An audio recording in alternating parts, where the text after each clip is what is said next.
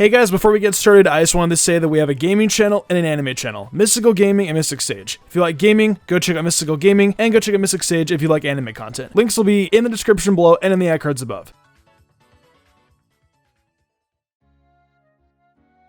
Pokemon Sword and Shield are now officially 1 week away from being released. I am freaking hyped for it. These games are going to be incredible, and the fact Game Freak has done such a good job at keeping things covered up, I really do applaud them. Although recently there have been particular spoilers going around that I haven't been following. If you have been, then that's totally fine. Just please don't talk about them in the comment section. People want to be blind when going into these games, so please do be courteous of them and to myself. Thank you. Back to the video though. I'm going to be creating my ideal team I want to use for Pokemon Sword and Shield when these games drop a week from now. I'll be using Pokemon we have only seen so far from the trailers and all the ones Pokemon has confirmed for us. So I will be using them from that premise alone, nothing from the spoilers given to us. Either way though, I'm excited to showcase this team and I hope you guys are excited to see it. So that being said, let's hop into it.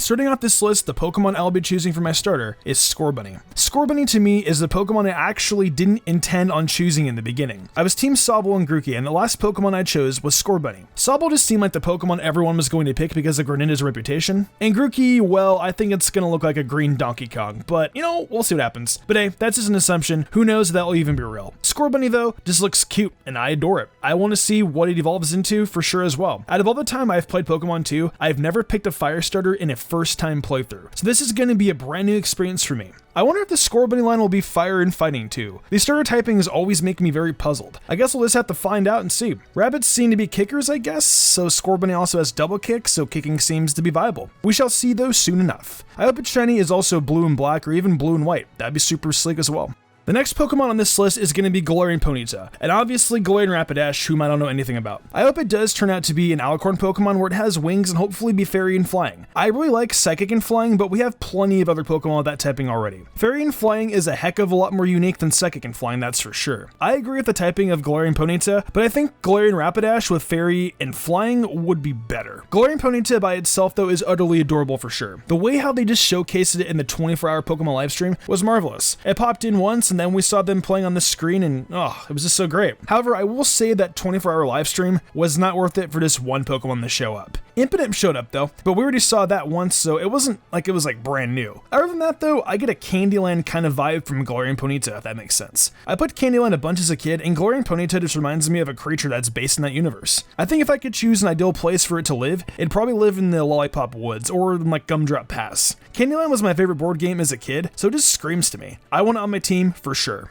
Now coming into the third slot of my team, I think you guys saw this one coming, being Wooloo. Wooloo, I think, is one of the most popular Pokemon out there, and I think a lot of people will be using it on their teams, obviously including myself. Wooloo is the cutest Pokemon I think that's gotten revealed too. Yes, even cuter than Galarian Ponyta. It also looks like another creature you'd find in the Candyland universe. It would be Grandma Nut's special little helper that would keep the peanut farm in check. Swaying away from the cute aspect, I think that Wooloo will evolve into an incredibly strong ram-like Pokemon that will have the sheer force ability. Another ability it could have is Reckless, with moves like Double Edge and probably Takedown. Imagine that power. It will have two really powerful horns with this humongous body that could make the Mew truck at the SSN go flying. I think it could also get a crazy signature attack called Truck Slam, where we just have this ground shaking animation with a huge force of energy hitting it. That's also pretty much the reason I'm picking Wooloo on my team. I want that cute Pokemon that's going to turn into a huge monster. Not literally a monster, but more so a competitive one. I would still want it to be cute in some way. A cute ram Pokemon that slams into things like a truck.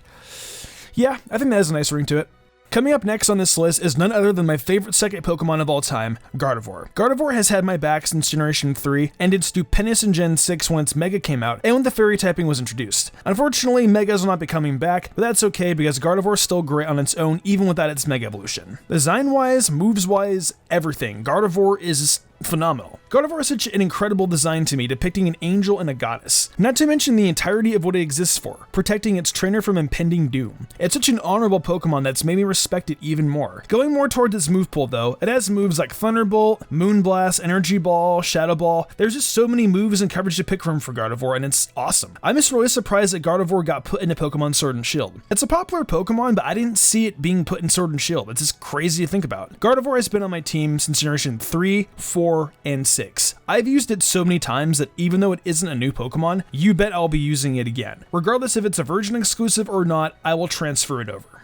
For my flying type on the team, I have to go with Corviknight. If you guys have seen videos of me discussing this Pokemon, then you know how much I love crows and ravens. We already have a crow Pokemon being Honchkrow, and I love the Al Capone Italian mobster aspect of it. Murkrow is also super cool because crows are awesome and are the embodiment of any kind of horror movie, plus Itachi Uchiha, the best character in Naruto, and my favorite character in anime of all time. Corviknight is a raven-like Pokemon that I can imagine looks amazing in the skies. Ravens light up the skies with a vibrant darkness that's just spooky and incredible. Corviknight is also still in flying along with Skarmory. Now Skarmory is one of my favorite flying Pokemon, so immediately when I found out that Corviknight was going to be still in flying as well, I love the idea. Though I was kind of on the side of Skarmory at first, I decided to give Corviknight a shot because it actually grew on me. Heck, I would even say that Corviknight is probably my favorite flying type at this point in time. The fact that Corviknight is also going to be a flying like taxi cab is going to be pretty interesting to watch. I definitely will admit that. I will be able to go from town to town while this dope as a heck Pokemon is going to be flying me across the region in style. I'm also really excited to find out about a possible Corviknight pre-evolution as well. I wonder if it's going to be the early bird of a game like Pidgey or Tailo. That definitely would be interesting, having a steel and flying type rather than a normal flying type as your first encounter. Imagine a little armored bird being able to capture it early on. God, that'd be incredible. I'm so excited to have Corviknight on my team and find out more about it. I wonder if it's going to be a more offensive type mon. I would think so because of Skarmory already being defensive, but I suppose we will see in time. Before we hop into our last Pokemon though, I would like to bring in some honorable mentions I would love to feature right here. First and foremost is Butterfree. Now Butterfree has been one of my favorite Pokemon for many years now. Ever since Ash released his Butterfree back in the early days of Kanto, I have always loved it. I've always used plenty of Butterfree in the past as well. Not to mention we got this amazing new awesome Gigantamax Butterfree just waiting to be used. The next Pokemon I would love to have on a team is for sure Maractus. Why Maractus, you ask? Because Maractus is utterly adorable, loves to dance, and because it's garbage. I love using garbage Pokemon, and Maractus is the desert definition of that. When I saw Maractus revealed in the trailer, you better believe I was super excited to see it. Maractus, of all Pokemon, was selected to be in Pokemon Sword and Shield, and the fact it made me want to pick it up is pretty insane too. The last Pokemon I would absolutely love to use is the Gossifleur line. Now this Pokemon I was a little skeptical of using at first because of it being a Pokemon very associated with Jumpluff and Whimsicott, but to be honest, I think it's actually cuter and maybe better. The typing and just the design of it are definitely very unique in the sense of a dandelion-based Pokemon. I used to be the kid that would blow on a dandelion and would expect a wish to come true, and it never worked. So I want to use a Pokemon that made my childhood a fun and interesting one. But yeah, those are the Pokemon that have definitely caught my interest. Maybe I will use these Pokemon in a future team at some point. Either way, they're all great. Alrighty though, those are the honorable mentions. Now let's wrap up this team with the last Pokemon in the slot.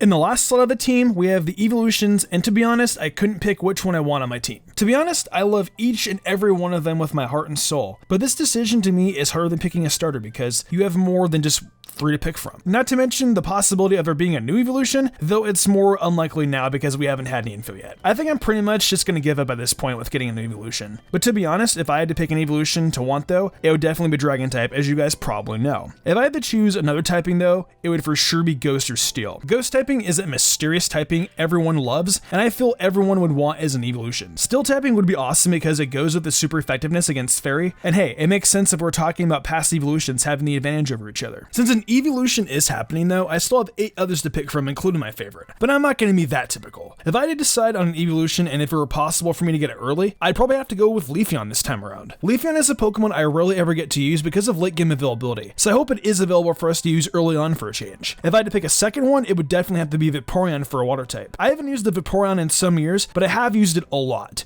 Jolteon, I have used it, it's cool, but it's limited to the moves it has. Flareon is cute and unique, but I used it not that long ago in a Leaf Green playthrough, so no thanks. Espeon is a great choice, but I actually use Espeon more than Umbreon, plus Gardevoir is already psychic, so that's a fact there. Glaceon is cute, but ice types just aren't that great overall. Sylveon I use in Ultra Moon, so that's a no-go there. Leafeon and Vaporeon are the ones I want to use the most, but if I had to pick one, I'd give it to Leafeon, for sure. It's adorable and I think it's underrated. Plus I've only ever used it once on a team back in Pokemon Diamond, so I'm just gonna have to go with that. Well, that pretty much wraps up this team of Pokemon I want to use in Pokemon Sword and Shield. I think all these Pokemon will be great additions to anyone's team in Pokemon Sword and Shield, and will spice up my gameplay with either new or old faces. Who knows? This may not even be my final team. Maybe I'll change up some Pokemon as I play through the games. But yeah, that's pretty much gonna wrap up this team. Share your team down below and what Pokemon you're looking forward to using as well. If you enjoyed the video, why not leave a like and subscribe to my channel with notifications on. That way you never miss an upload. If you want to support me further, consider following my Twitch where I stream a lot of Pokemon content and all kinds of other Nintendo content like Zelda, Fire Emblem, Emblem, and much more. Want to support me further in game call perks? Check out my Patreon. Daniel Leone, Lady Crimson, Memory Martin, The Lazy Leo, Matthew Young, Awesome Lego, Dirt Wiz Austin, Sudden Grider, and Enigma97 did, and I want to thank them personally for going above and beyond. It means the world to me. I think I'm gonna wrap this up though. I'm Mr. Gumbrian, and I will see you in the future for more awesome Pokemon content.